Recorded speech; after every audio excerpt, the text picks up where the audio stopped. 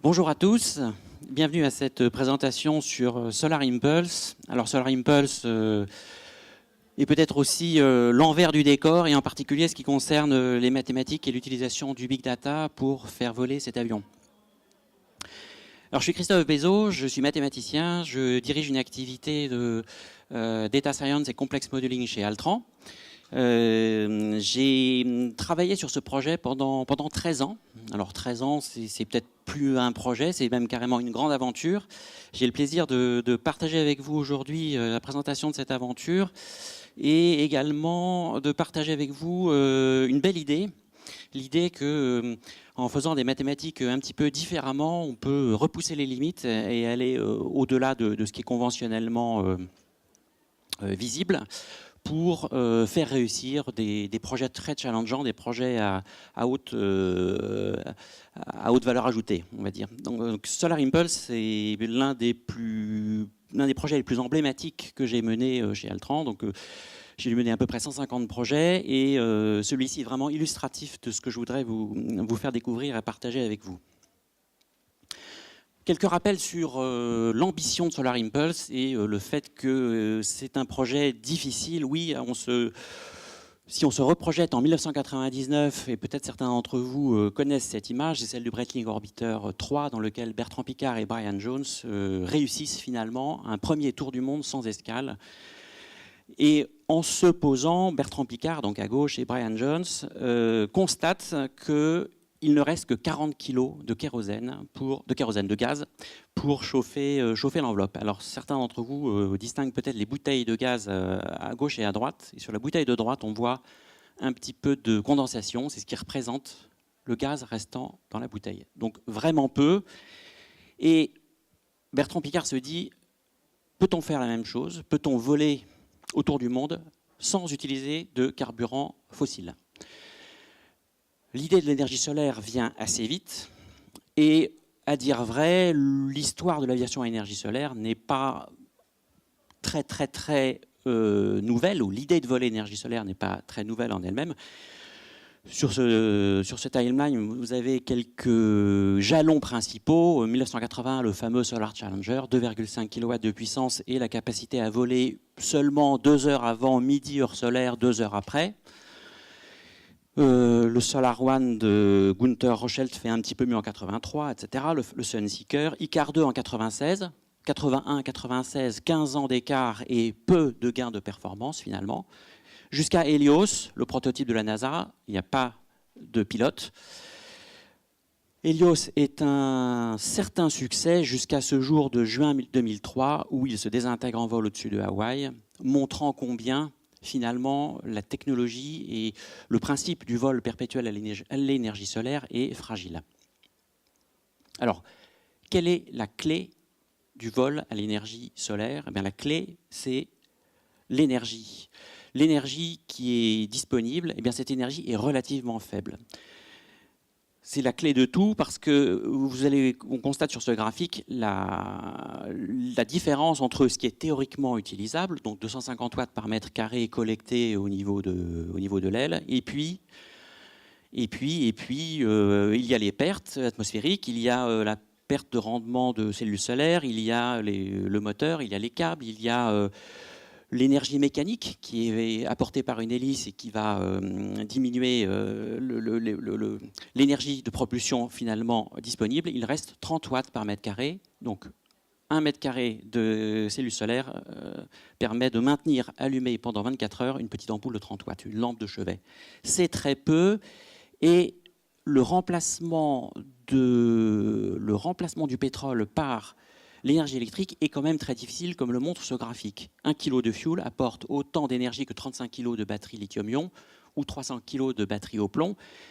Et certains d'entre vous auront peut-être constaté que j'ai même dû tricher sur la hauteur du petit rectangle vert qui illustre ce qu'apporte le fuel, parce qu'il est à un peu plus que A3 centièmes. Si j'avais voulu le faire à l'échelle, il aurait été vraiment presque invisible sur le graphique. Alors, c'est dans ce contexte que démarre le projet en 2003 et que viennent immédiatement à l'idée les très grandes difficultés que l'on va avoir pour faire voler un avion à l'énergie solaire 24 heures sur 24. La réponse que nous avons cherché à apporter est construite autour de l'idée qu'en faisant des mathématiques un peu différemment, on peut apporter des réponses astucieuses à ce type de problème. Et pour illustrer ce point de vue, j'ai pris 2 exemples dans le temps limité que nous avons. Le premier exemple, c'est celui autour bien sûr de la question de l'énergie nécessaire pour survivre à la nuit, ce qu'on appelle survivre à la nuit, donc attendre le petit matin pour avoir assez de soleil et redémarrer un cycle de vol standard. Voilà. Peut-on survivre à ce vol de nuit?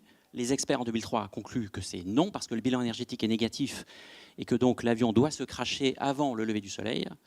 Deuxième question, qui est arrivée un petit peu plus tard, mais vous allez voir qu'elle est assez amusante, c'est la nécessité, a priori, d'avoir une prédiction météo 6 mois en avance. Alors, on va déjà traiter la première idée. Alors, bien sûr, tout le monde pense à, OK, on va faire de la modélisation, de la simulation, on va faire des calculs, on va explorer ce qui se passe, et on va concevoir, aider Solar Impulse à concevoir l'avion qui répondra au challenge. Cette idée est assez naturelle. Le problème, c'est que sa mise en œuvre est quand même très difficile. Parce que quand on regarde, alors vous avez ici un dessin d'artiste, une vue d'artiste de l'avion en 2003. Où ceux qui connaissent l'avion constateront que cette vue d'artiste est un petit peu différente de ce que nous avons finalement construit. Mais le problème, c'est que d'une part, il y a énormément de technologies embarquées qui ne sont pas forcément bien adaptés à l'aéronautique. Je parle cellules solaires. Bon, personne ne savait à l'époque comment se comporterait une cellule solaire à moins 40 degrés, à la pression que l'on a à 28 000 pieds, etc., avec des cycles d'illumination tels qu'on les a dans un vol perpétuel. Deuxième problème, toutes ces technologies, toutes ces notions de physique sont poussées à leur maximum. C'est ce qu'on voit très tôt en 2003. Si on veut arriver à faire voler cet avion, il va falloir pousser les technologies vraiment au-delà de ce qui est admis. Troisième point, derrière ces différentes thématiques qui sont exposées, on a à peu près 10 000 paramètres. Voilà, 10 000 paramètres. Dernier point, il y a beaucoup de vide autour de ces techniques. Il y a des choses qui sont connues, d'autres qui ne le sont pas du tout. Comment peut-on imaginer un modèle, comment peut-on concevoir une simulation capable de représenter le futur avion, d'explorer les capacités du concept si on n'a pas tous les éléments en main? Ça, c'est une question cruciale. Alors là,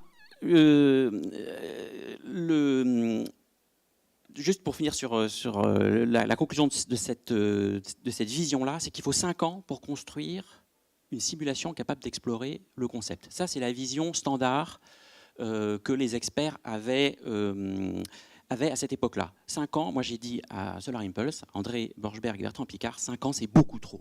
5 ans c'est beaucoup trop. On va faire beaucoup mieux, avec une approche qui est différente, qui est celle d'une simulation fragmentaire, ça s'appelle modélisation simulation fragmentaire.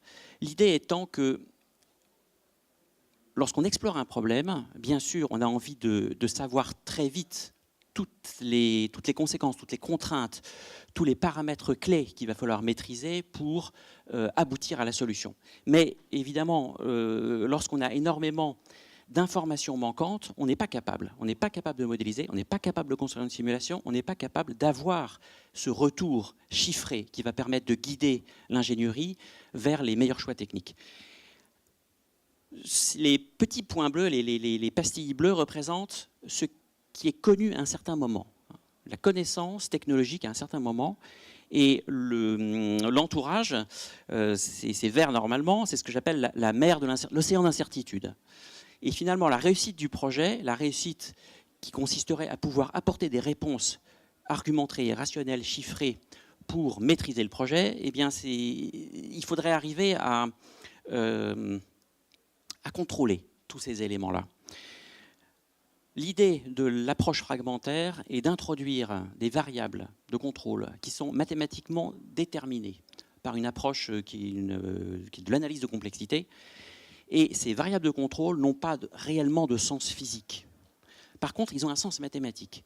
Et en ajoutant ces variables de contrôle, on a la possibilité de faire des calculs. On a la possibilité de mener à bien, dans le monde des chiffres, le calcul des équations qui sont connues. Alors ça, c'est intéressant parce que on commence à savoir manipuler des choses. Mais la grande question, ça va être, OK, j'ai une connaissance physique partielle, j'ai donc une simulation qui est incertaine et assumée comme telle, hein, elle est construite comme ça, et donc j'ai des résultats qui sont incertains. Alors, que faire de résultats incertains? C'est évidemment la question qui se pose tout de suite. Est-ce qu'on imagine que c'est une catastrophe? En fait, ça dépend comment on regarde les choses. Et j'aime bien cette maxime de Henry Thoreau, qui dit, en fait, ce qui est vraiment important, c'est pas ce que vous regardez, c'est ce que vous voyez. Et ce que l'on peut voir, si on a cette capacité d'examiner les choses différemment, c'est que l'incertitude en elle-même n'est pas un problème. Ce qu'il faut, c'est savoir la maîtriser. Et en même temps que l'on a développé ce système de variable contrôle qui permet de développer l'approche fragmentaire, on a aussi développé la méthode qui permet d'extraire l'information utile, donc l'information physique, l'information ingénieure, d'extraire cette information des résultats et de lui donner du sens. Le résultat, c'est un effet de boost, 18 mois pour construire une simulation réaliste au lieu de 5 ans. Alors là, on commence à être vraiment content. Ah bon, alors il y a eu... OK. Alors, je ne suis pas censé tout montrer. Ce slide que vous voyez partiellement illustre le genre de résultats que l'on détermine. La hiérarchie des paramètres qui permet de prendre des décisions, l'étude globale des résidus qui permet de comprendre dans quel intervalle de confiance se trouve le type de résultat que l'on produit, l'analyse de sensibilité qui permet aussi de déterminer quels sont les choix futurs et comment guider ces choix dans le monde de l'ingénierie. On a réussi à construire un concept, 2 avions et un tour du monde réalisé en 2015 et 2016 qui a prouvé qu'on a su pousser ce concept jusqu'à un niveau d'excellence très avancé.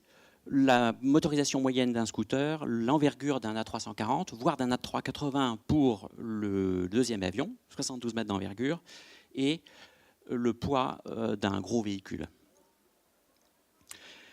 On a un système de stockage de l'énergie qui a été également conçu à l'aide de cette simulation fragmentaire et qui a permis de distribuer l'énergie à la fois dans une partie sous forme de stockage électrique dans des batteries et sous forme d'énergie potentielle.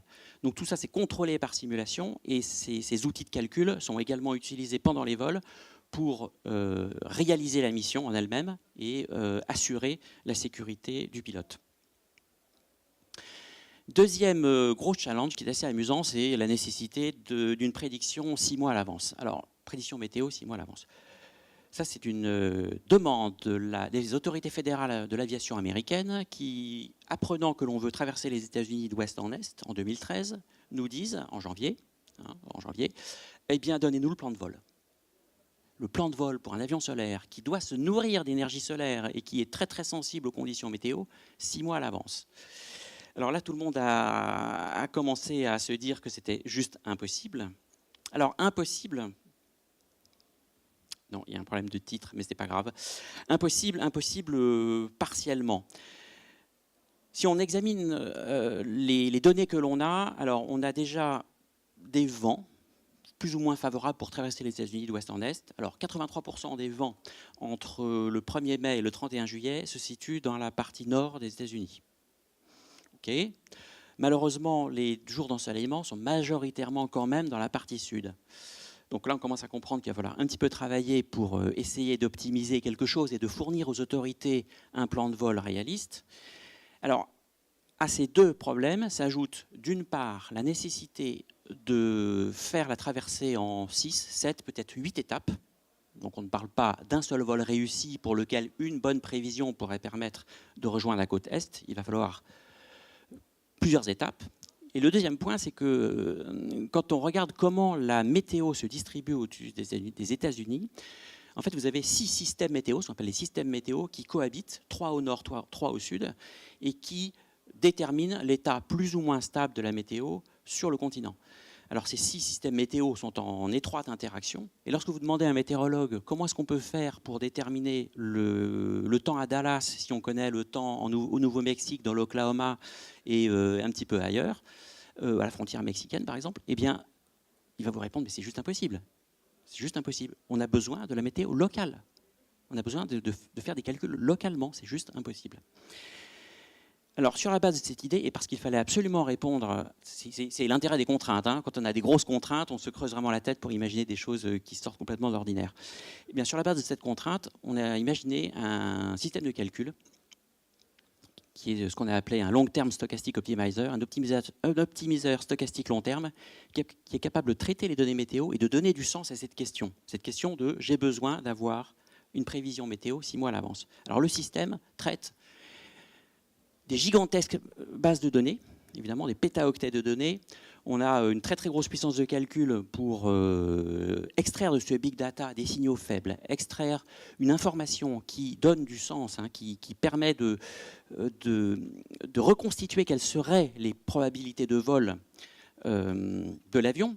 Et on a mis en œuvre ce système pour examiner 65 routes possibles qui traversent les États-Unis d'ouest en est. Alors là, vous allez me dire, OK, mais ça se concrétise comment finalement?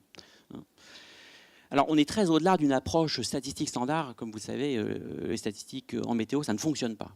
C'est clair que ça ne fonctionne pas. Alors, le système génère ce qu'on appelait... C'est un petit peu ennuyeux parce que normalement, il y a un deuxième... D'accord, OK. Alors ça, c'est pas ça non plus. C'est pas tout à fait le bon ordre. C'est pas grave. Donc, vous n'aurez qu'un seul slide, mais ça va suffire. Il génère un indicateur de faisabilité de chaque route. Chaque courbe représente la façon dont une solution de vol pour rejoindre la côte Est est plus ou moins facile en fonction de la date à laquelle se fait le vol. Donc 0105, 1er mai, 1er juin, 1er juillet, etc. Donc en fonction de la date à laquelle on fait le vol, on a une indication du niveau de faisabilité de la route, sachant que la contrainte, c'est quand même d'arriver à New York le 7 juillet. Alors, mettant en œuvre ce système qui a demandé, comme je l'ai dit, énormément de calculs, du traitement de big data et beaucoup d'algorithmies complexes, donc aller chercher mathématiquement des signaux faibles que, en gros, personne ne pouvait imaginer récupérer, on a proposé cette route qui a été un grand succès, en fait. Là, pour la petite histoire, l'avion s'est posé exactement le 7 juillet au matin. Donc, chance ou bien maîtrise totale, je vous laisse juger. En tout cas, réussite à 100% de cette traversée des États-Unis.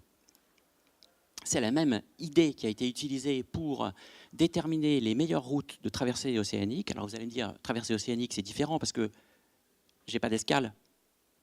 Effectivement, il n'y a pas d'escale.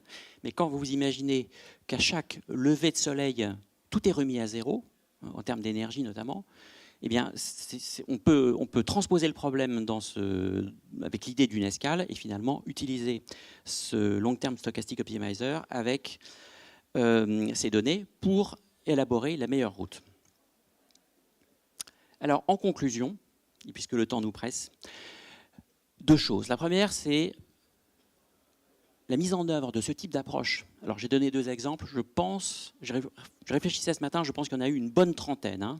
Une bonne trentaine d'exemples de Think Different, mathématiquement parlant, en 13 ans de projet.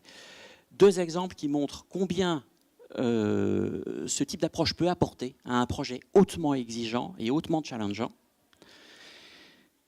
Et deuxième élément de conclusion, je ne saurais que trop vous conseiller de réfléchir à cette idée de construire des modèles et d'explorer des solutions, même lorsque les données sont lacunaires. C'est extrêmement riche. C'est difficile, mais c'est extrêmement riche. N'oubliez jamais que la modélisation détermine énormément le time frame, le temps que vous allez passer à construire une solution à un problème, c'est déterminé par le temps que vous allez, par la méthode de modélisation que vous allez utiliser. Et le troisième point, c'est que en agissant de la sorte, en mettant en œuvre ce type d'approche, vous maîtrisez les risques et vous réduisez au final l'écueil, le danger que tout le monde voit, c'est de ne pas faire juste du premier coup. Et sur un projet comme Solar Impulse, il était hors de question de ne pas être juste du premier coup. Donc ça, c'était une des grosses contraintes aussi. Voilà, donc approche adaptative et mise en œuvre de ce type de démarche pour challenger et apporter les meilleures solutions. Voilà, je vous remercie.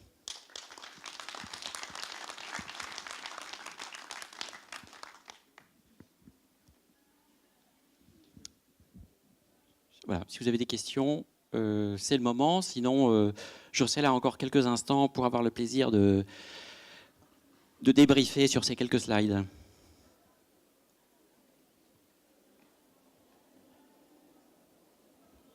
Alors, comme me disait un de mes professeurs, soit tout était très clair, soit personne n'a compris. Merci à tous en tout cas.